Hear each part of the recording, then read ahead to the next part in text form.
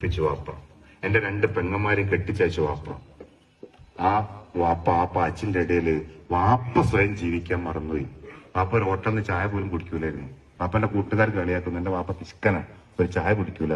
വാപ്പനോട് നമ്മൾ പറയും, നിങ്ങൾ ഇങ്ങനെയൊക്കെ കളിയാക്കുന്നുണ്ട്, നിങ്ങൾ എന്താ ചായ കുടിക്കാത്തത്? അപ്പൊ വാപ്പ ഒരു 7 ഉറുപ്യ ചായ കുടിക്കാൻ വിചാരിച്ച് കുടിച്ചില്ല, 7 ഉറുപ്യ ലാഭം.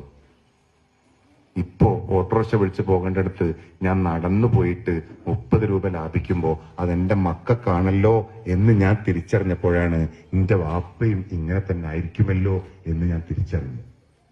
പക്ഷെ ആ തിരിച്ചറിവ് മുതൽ ഞാൻ വാപ്പനെ രാജാവിനെ പോലെ വായിക്കണം തീരുമാനിച്ചു. പുതിയ ഞാൻ വീടുണ്ടാക്കിയപ്പോ അതിൽ വാപ്പാക്കായിട്ടൊരു മുറി ഉണ്ടായിരുന്നു. അതിൽ ഇങ്ങനെ പിടിച്ചു പോകാനുള്ള ഹാൻഡ് റെയിലുകൾ ഞാൻ വെച്ചു. ഇരുന്ന് കുളിക്കാൻ കുളിമുറിയിൽ ഒരു ബെഞ്ചുണ്ടാക്കി.